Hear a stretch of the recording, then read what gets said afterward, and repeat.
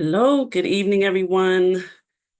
Good evening, and welcome to Mind the Mental Monday. Going to give people an opportunity to join us. And as you're joining us, y'all know the routine. Tell me where you're joining from. Let me know where you're tuning in from.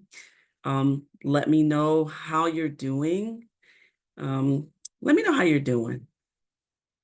Hey, Sherry, I've been thinking about you and I'm holding you close. Love you, Duff. Um, Welcome everybody to Mind the Mental Monday. As you know, we are here. The purpose of Mind the Mental Monday is just to remind us to take care of our mental health, to think about our thinking, to stay in touch with ourselves, with how we're thinking, what we're thinking, and all that good stuff. And just to be a community to one another and to be helpful, hopefully, um, to those of us doing this thing called life. Right. I talked a lot about when life be lifing, and you can go get on my YouTube channel, subscribe to my YouTube channel at Benita Weathers 329, and go check out some of the other episodes. But tell me how you're doing on a scale of 1 to 10, with one being I'm not doing very good at all to I'm doing great. Um, on a scale of 1 to 10, tell me, how are you? Just want to check in with you before we dive into tonight's topic. So tell me how you're doing. Tell me where you're tuning in from. Tell me where you are. Sherry is showing me some Dove love. Um, for those of you who don't know, who are tuning in from other places other than Baltimore, my high school mascot is the Dove, and I went to an all-female high school, and we are sisters, and we give each other Dove love.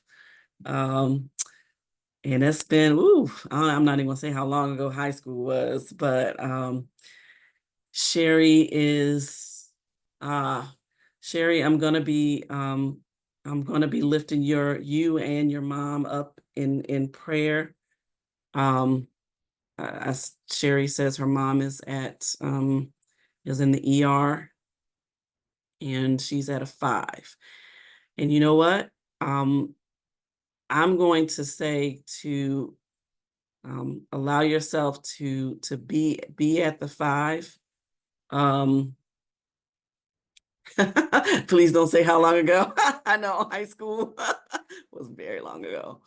But sometimes we have things that are going on in our lives, and sometimes being at a 5 is all we can manage, and that's okay.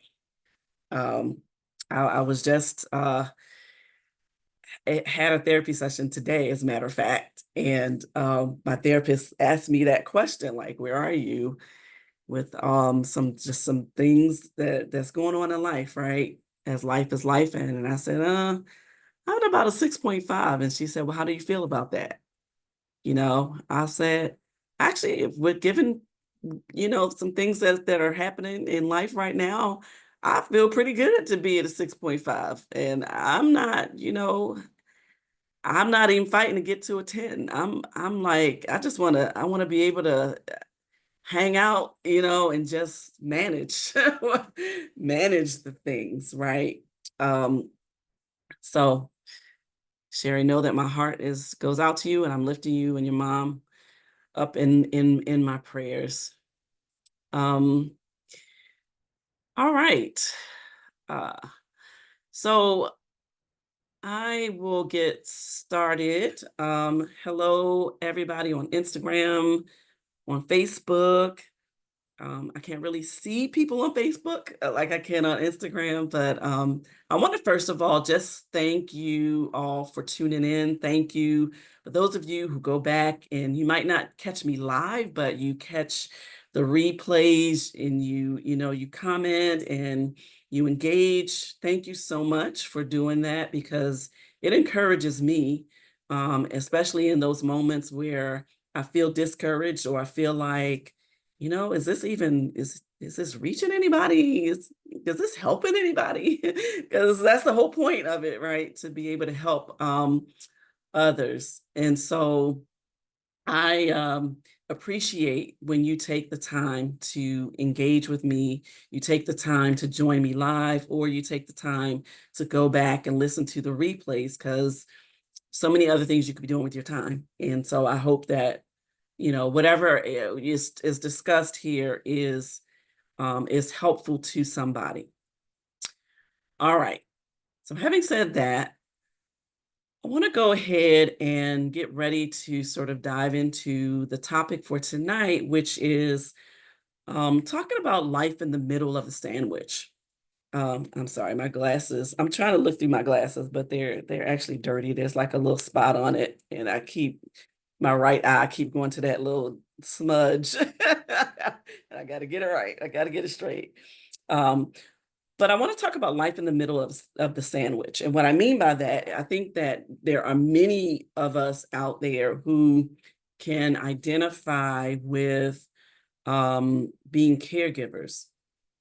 And some of us are might have young children at the same time that we're also like caring for parents, caring for our own parents. And it's really it's not an easy task. It's not an easy assignment.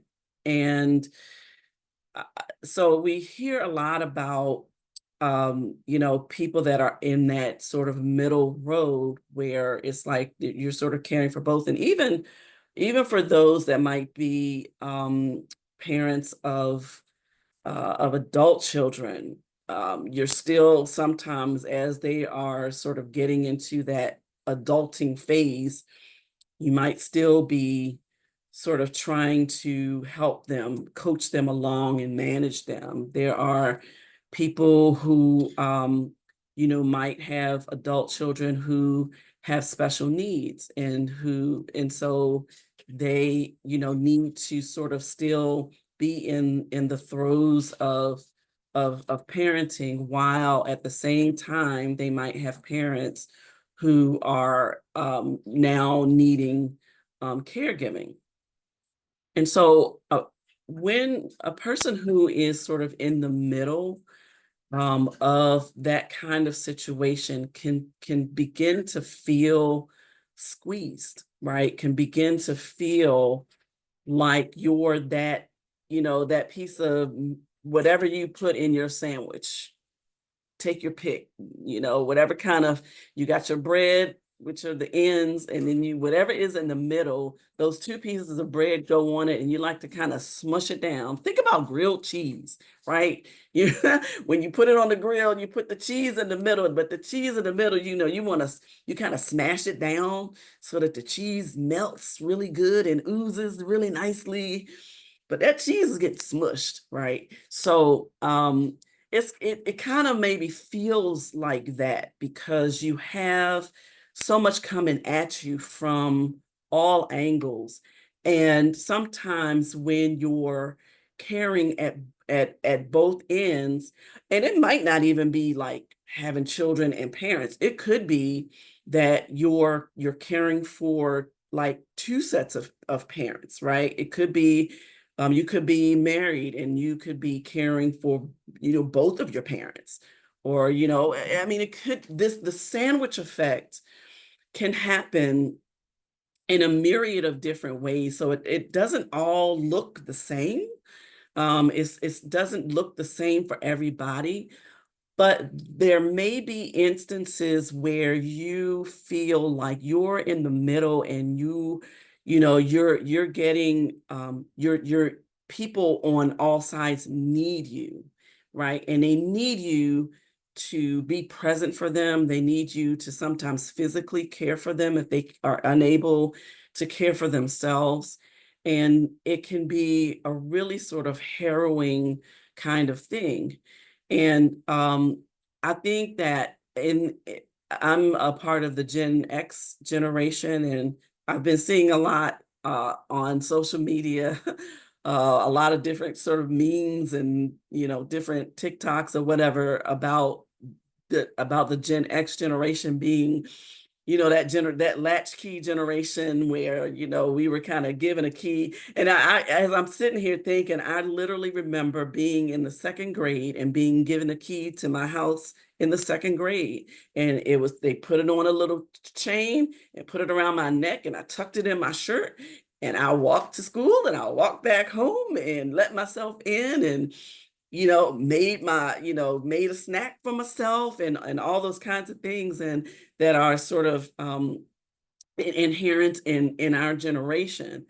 And so we are now that generation that tends to be sort of the middle of the sandwich, right? Caring for people on both sides and feeling that sort of pressure.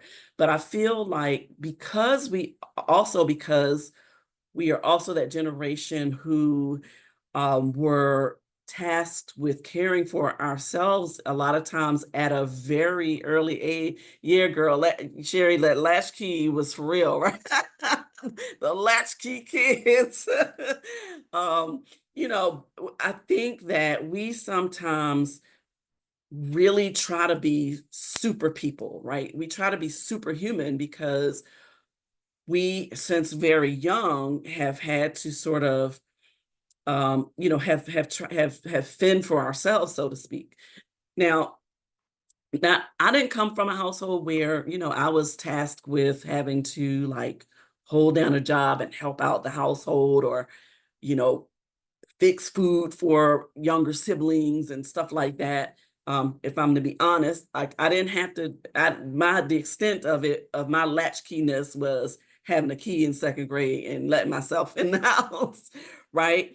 But I feel like in our generation, we just feel like we were sort of raised to have to like feel like we just have to be strong, and we got to be able to hold it down for everybody. But when we found ourselves sort of sandwiched in the middle, we we don't always take the time to care for ourselves. And very often it's because we feel like we can't. Like we just literally feel like if we don't do whatever needs to get done, it's just not going to get done. So we got to do it all. And I want us to sort of try to alleviate that in some ways. So tonight, I want to talk about three things that I think are important for really caregivers in general. Like if you're a caregiver to someone, I think these three things are important for everyone, um, but especially for those who are caregiving for more than one person and sort of doing a multiplicity of caring. So the first thing is to do self-checks. Now, a lot of times, I want to be very transparent here. A lot of times when I come on for Mind the Mental Mondays, because I tend to have therapy sessions on a Monday, I tend to get ideas from my therapist that I just feel like I need to share with everybody else, because I feel like it's helpful for me. So I feel like it'll be helpful for you as well. So tonight, as I was talking to my therapist, she had me to actually stop, which I'm going to ask you all to do as well. She had me to do a body scan. Now, I've talked before about the importance of doing self-checks. But if I were to be honest with myself, a lot of times when I do self-checks, I'm checking myself like mentally. I'm checking out where I am in my head, how I'm coping with life, whatever life is throwing at me in any given moment. I'm thinking about how mentally I'm coping with it, right? And so um, that's really where I tend to focus all of my sort of self-check time. But she reminded me of the importance of not only checking in your mind, but checking in your with your body.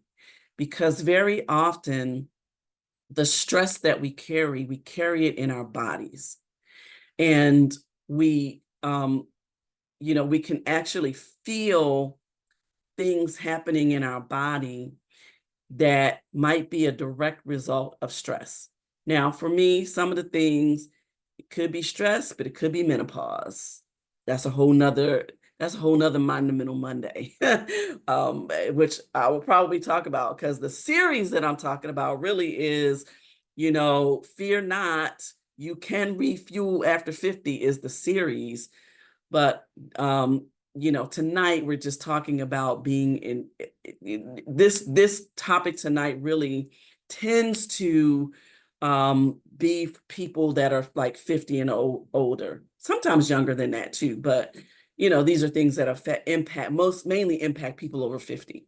So so she had me to stop, take a deep breath, and really sort of do a body scan and sort of start from my feet and move up to my legs and up to my back and just all the way up, and to assess what is going on in my body. Am I feeling anything in my body that is that could be the cause of stress, right?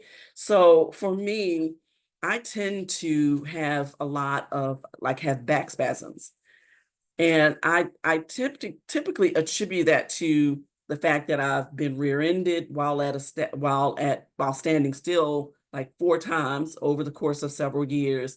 And so that has really caused me like to have back problems over the years. And so if I sit too long, my back starts cramping up. If I stand too long, my back starts cramping up. So I can't sit too long and I can't stand too long. I gotta kind of get up and move, be intentional about moving around.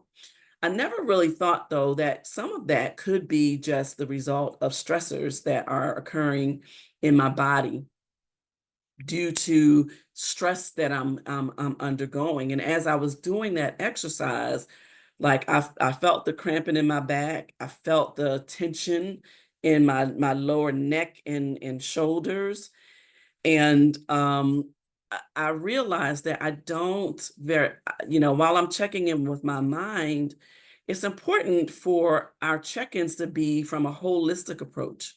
So where are you not only mentally, but how you're feeling mentally, how is it showing up physically? How is it showing up in your physical body?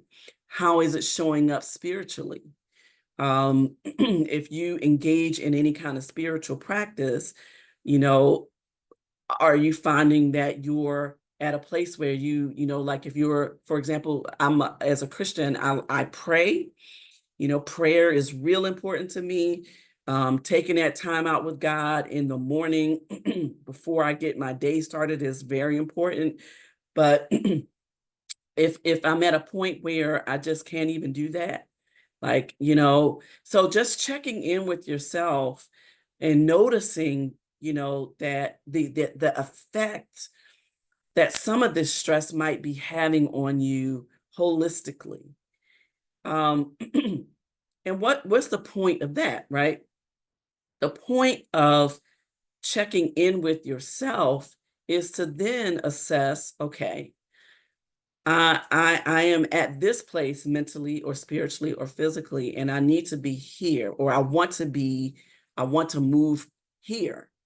What are the steps that I need to take in order to get myself over these hurdles? So what can I do if I'm feeling stress in my body? What are some things that I might be able to physically do? Maybe it's, some aromatherapy. So maybe it's, having infusers. Um, I enjoy candles. Some candles really aren't really healthy. And as a person with asthma, it's really not a good idea for me to have candles because the scents often trigger, my asthma, but sometimes it's like I just let it, I let it trigger it anyway for a little bit because the aroma puts me in a good mental headspace. So maybe, maybe that's something that I can do. Maybe there's exercise that I can do to help alleviate some bodily pains. Maybe, it's drinking something soothing. Maybe it's, I don't know, drinking some chamomile tea, something that's going to relax me. If I find myself tense in my back and in my neck and shoulders, what can I do to help alleviate some of those things that are impacting me physically? Um, what can I do to help alleviate some of those stressors that might be impacting me spiritually, and mentally? So each of us has, I talked a while ago too, and if y'all haven't seen some of these Mind and Mental Mondays, y'all really need to go back and check out some of them. I talked on one episode about having a toolkit of mental health tools that are your go-to when when you're either all in a stressful situation or a stressful situation is coming up, how to proactively prepare for those situations. um, Everybody should have something that they can go to that can help to relax them, alleviate some of that tension. And when you can't think of it for yourself again, and is no shame in your game if you need to seek therapy, if you need to get a therapist who can help you to navigate some of those issues and situations that you might find yourself in. All right, so self-checks are critically important, especially when you're caring for others, because as I've said time and time again, and as I'm sure you've heard, of course, not just from me, because I didn't come up with this. This is something that's been around for a long time. But again, you cannot put the mask on somebody else, put the oxygen mask on somebody else when you can't breathe yourself.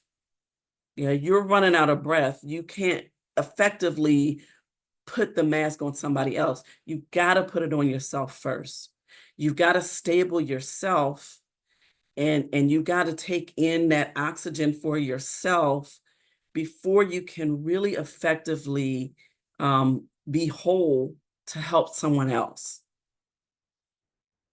And so it is critically important for caregivers in particular to take some time to put that oxygen mask on yourself. The second thing that I want to implore upon you is to get into community. Find your tribe. Find, and there might be cases where there might be people out there who feel like you have no one that you can go to. I want to encourage you to find your tribe. If you don't have supportive family that you can go to, if you don't have like a friend group that you can go to, I want you to think hard about a support group. There are support groups out there for people that are facing all kinds of things, right? All kinds of diseases, grief, um, weight loss. I mean, there's a group for you. Whatever your thing is, whatever your it is that you might be facing in life, there are others who are going through the same type of thing. Are they you? No. Are they going through it the same as you? No, because you are one of one, as we've talked about before as well, right? You are one of one. The way that you manage whatever it is that you might be managing might be different than the way another person manages. But the point of getting into community with others that are like you, that are like-minded, that are going through similar situations, is coming to the understanding that you're not alone, that you're not alone, and that you don't have to operate in a silo. You don't have to do that. There are, there are others that if you get into community with others that are going through similar situations as you might even find that that some of the offerings or suggestions or things that they might do that helps them to navigate whatever that is, that it might be something that you just never thought about before. But now that you're in this community, not only have you recognized that you're not alone, but now you're being given other ideas and other ways to manage whatever it is that you're navigating that you maybe never thought about before. And that could maybe be helpful to you. And then there are things that you might be doing that then is helpful to somebody else. And that when you feel like you're being helpful to other people, when you feel like you are helping others in the community that you're in, it can be very, very mentally uplifting for you. There's no greater joy than to feel like you're helping somebody else, right? Um, and just like others might be helping you, you're helping each other, to be in community and to, navigate life's happenings and, to help each other, just put one foot in front of the other. Because no matter how big or small your steps are, as long as you are taking steps, as long as those steps are moving you in a forward direction, then that's enough. And sometimes we might be in so much pain that it's hard to step, right? It's hard to walk. It's hard to take a step. Sometimes our pain might be that debilitating, but if we have that other person or other people who can wrap their arms around our arms and help us to take those steps forward, it helps us. Hey, Minister Felicia, how you doing? Good to see you. Um, it can be helpful to somebody else. And so, there are many of us who find ourselves in those situations where we feel like we're being crushed, we're being depleted. I like on the flyer for this, our battery is running down. We need to find a way to recharge because we're going to need our loved ones need us, right? But just like our loved ones might need us in caring for them, we need somebody to help care for us too. We need that community that will help us along the way. And so as we're doing our self-check, one thing that you might recognize within your self-check is that you might come to the conclusion in that self-check that I need someone. I need help. Don't be ashamed or afraid to ask for help. Sometimes we're afraid to ask for help because we are afraid that we're going to get rejected of that help.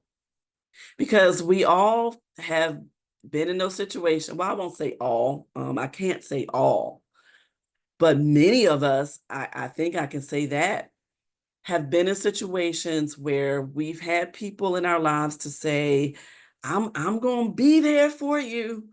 Just call me if you need me. And then when you need them, they ain't nowhere to be found. So maybe we've been that person, where we've said to somebody, I got your back, I got you. You don't have to do this alone. I'm in this with you. If you need me, just, call me. I'll be there. Um, but and so sometimes we get to a place where we get so frustrated with that it's like, you know what, I'm not even gonna bother to ask for help because why? Why bother? Because the people that I feel like I can count on aren't gonna be there to begin with. But that is where you intentionally look for new community. Sometimes it's not gonna be your family that's gonna help. And sometimes that's a really hard pill to swallow, but that is the reality. Sometimes the ones that you feel are closest to you are not going to be the ones that are going to be that's going to really have your back. Sometimes it's going to be strangers that will step up to the plate. And it's usually going to be strangers who can identify with what you're going through.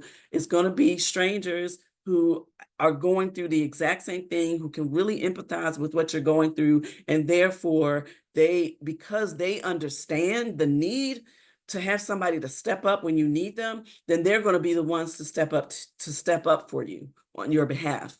So as painful as that can be, to understand that sometimes it's going to take an outside resource to step up even before family does, go ahead and take that leap because I promise you that it will be better than trying to operate in a silo. I promise you it is better than trying to do it all alone and to feel the crushing weight of being of feeling like you're crushed in between um having to care for people on multiple ends. We need each other. We need help. We need to be able to say it. I need help. I remember doing a workshop for a church a few months ago, and as I was coming into the church, I had, when I do a workshop, I have all kinds of materials and things, right, that I'm carrying with me, and so I was carrying all these things, right, and I'm trying to carry it all by myself. And one of the church members came out, was like, you need some help. And what did I say? What y'all think I said? What do y'all think I said when they asked, did I need help? No, I got it. I got it. Now I'm like, I got bags, for days and all kinds of stuff that I'm carrying, and I'm like, I got it. I'm struggling, and finally, she just took it, right? She just took it from. She just came up and took some stuff out of my hand because I wasn't going to say I need help. Now, why is it that we do that? Why is it that we do that? I think it's because we have been hurt in the past where we've asked for help, we reached out for it, and the ones that we thought were the ones who were going to help us did not. They did the opposite. They did nothing. And so we don't want to face that anymore. But even in the cases where somebody comes and says, hey, you need help, I got you. Like, sometimes when you if you are a person who sees someone in your life who needs help, don't ask them, do you need help? Because you can see they need it. Don't ask them. Don't say, do you need help? Don't say, well, call me if you need me. Like, just do it. I'm speaking to myself too, by the way. Just do it. And you see something that needs to be done, something that needs to happen in order to help somebody along the way, just help, right? Just do the thing. If it's within your control to do, just do it. Don't wait for them to say it. But when you're in a situation where you actually need help, also don't be afraid to say, hey, I need help. I cannot do this alone. Don't let your pride get in the way of saying, I need help. And also don't, and this is pride as well. I mean, and it's cultural too. Like sometimes in our culture, in I think in the American culture, it's this thing of feeling like you got to do so much. And the more you do, the greater you are because I'm doing this and this and this and this. I'm handling all of these things and I'm getting it done. And all the while, you're not getting it done, you're getting done. You're getting crushed because for what? Because you want to, make it seem like you're great because you're managing all these things. Um, no, that it just that doesn't make us great. It just makes us tired. And so I want to encourage the third point tonight. So the first point was to do the self checks, holistic self checks, not just your mind, body, spirit. Check in with yourself and be realistic about what your needs are. Thank you, Sherry. It's called hustle culture. Yes, hustle culture. Everybody on their hustle. Everybody on their grind. Nobody wants to rest. And you're right. It is killing us. So again, so the first thing, self checks, holistic self checks, mind, body, spirit. The second thing, get into community. Find your tribe. If you feel like you don't have a tribe, do whatever you need to do to find it. Get into a support group. People, I'm not telling all my business to a bunch of strangers. You don't have to tell all your business to a bunch of strangers. But I guarantee you, if you get into a group with people that are going through a similar situation, even you might not open up in the beginning. You might just be a spectator and you might just listen. And in listening, you're hearing, oh, wait, oh, they going through that too? Oh, they feel that way too? Oh, they get tired of caring for others too? It's because the other thing is that sometimes too, when we get tired, when we're caring for people that we love, and we get tired, we also then feel guilty that we get tired. We feel guilty because we feel like, well, I love these people. This is the person somebody that I love, and if I need a break, then there's something wrong with me. Why am I feeling this way? And then you start feeling alone and you start feeling like, well, nobody else who is a caregiver for someone thinks like this. But if you get into a community and you get into a support group with people that are doing the same thing, you will find that you are not alone. You're not alone. Now, does not being alone, does that mean that the pain of it is going to go away? It doesn't. Yet, no, the pain is still going to be there. But sometimes it helps when you are in a community of people that you can be honest with, that you feel like you can be authentically true, 100% yourself with, and say, man, I feel that way too. I I thought that it was wrong for me to feel this way. I was feeling guilty about feeling this way, but now I'm seeing that I'm actually pretty normal in how I feel. And it's okay to feel how you feel. It's okay to acknowledge how you feel. You feel how you feel. Okay, now I've identified how I feel. Okay, now I got to navigate I got to navigate these feelings. And I've got to figure out how to get through and how to just take those steps, that one step at a time. And I'm telling you, sometimes we get crippled when we're trying to take those steps. Sometimes it's hard for us. Sometimes we need something to help us to walk, and that's okay. If you need two people holding you up, helping you walk, then get into that community. If you need a therapist that can help you take those steps forward, get into therapy. If you need some kind of instrument, you know, sometimes, sometimes you might need a walker.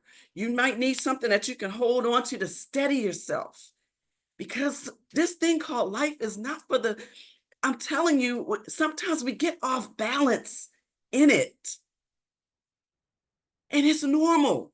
And so we need something to balance out the weight so that we're not trying to carry the weight alone. Don't have to go it alone. We can get into community, and we can be community for somebody else as well.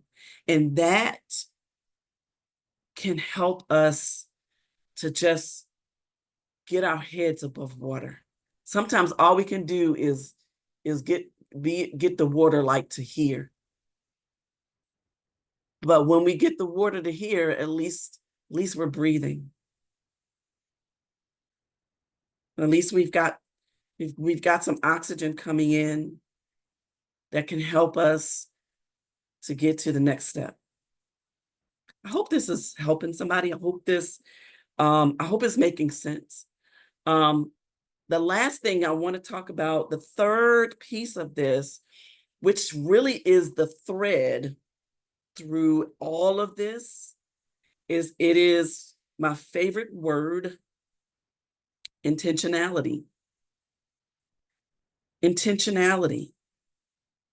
We have to be intentional to step back, sit back, and check ourselves, check how we're doing mentally, spiritually, physically.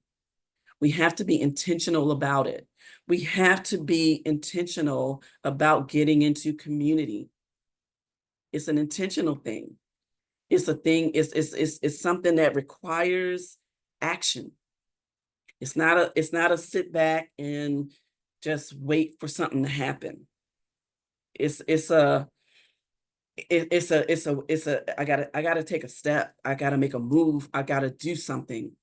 I've gotta do something to help me to get through whatever it is I'm facing.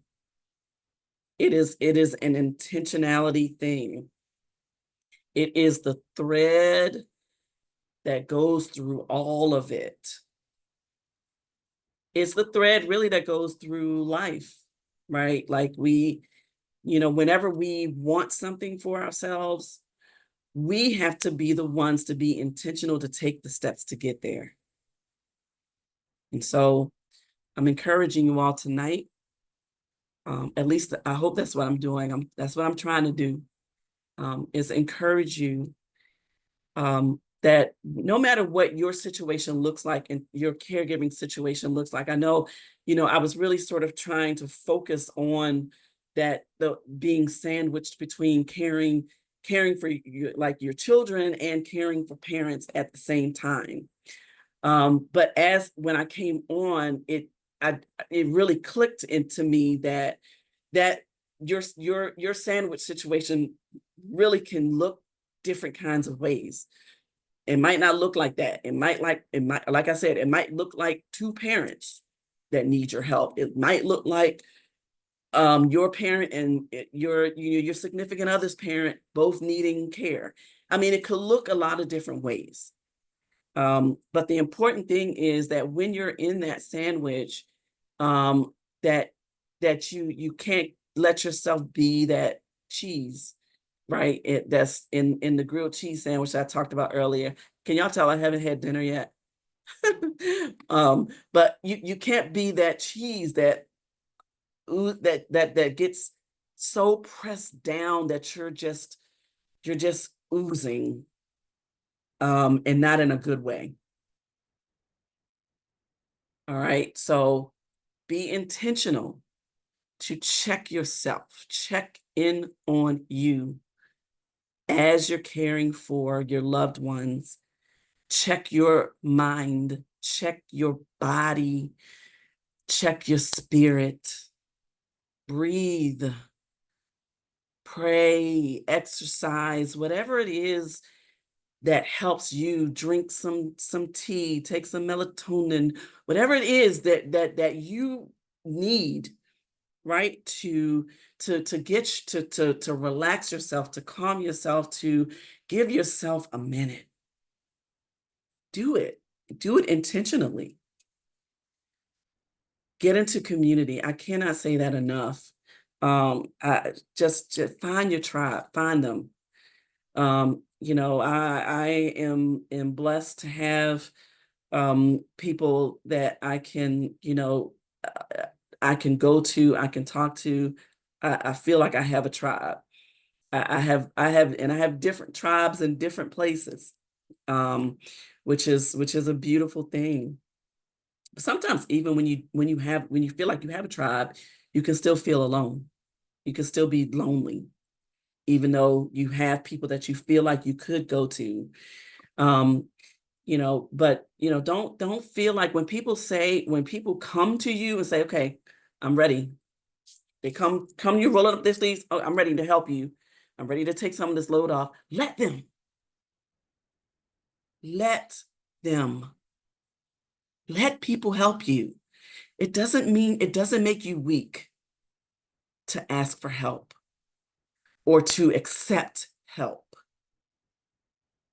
And guess what? You're not the only one who can do a thing. I hate to tell you that, but you don't have a monopoly on how something should be done. So somebody might come and try to help you, to do something, and they do it a different way than you do it. Okay, they might do it in a different way, but if it gets to the same destination, let them do it. Let them help you. All right. All right. So, all right, that's it for tonight. I hope that this has been helpful in some way. I won't know that if you don't tell me that. So I'm really asking you to please let me know. Please message me, comment, share with somebody that you think this can help. All the things. Go subscribe to my YouTube channel. Even if you don't hop over there on YouTube, even if you catch the replays on IG or on Facebook, still go subscribe to my YouTube page, please. I'd appreciate that. I do want to build that page up. Um, and I am also a certified life coach. So if you um, are interested in inquiry, feel free to message me, and I can send you my calendar. You can make an appointment to have just a free session with me to just determine whether or not life coach is a way that you might need to go. I'm here for you for that reason. So just let me know. And I appreciate you all. Thank you for tuning in. I hope you tune in again next week for Mind the Mental Monday.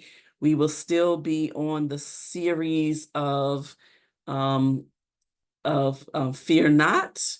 You can refuel after 50. Life doesn't end after 50.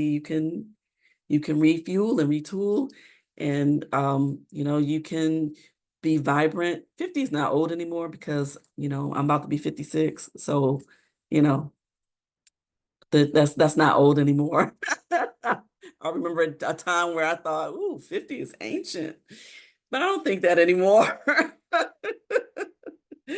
But I just thank you all for tuning in, and hope you tune in again next Monday for Mind the Mental Monday, 8 o'clock p.m. Eastern Standard Time. All right. God bless. Have a good night. Good night.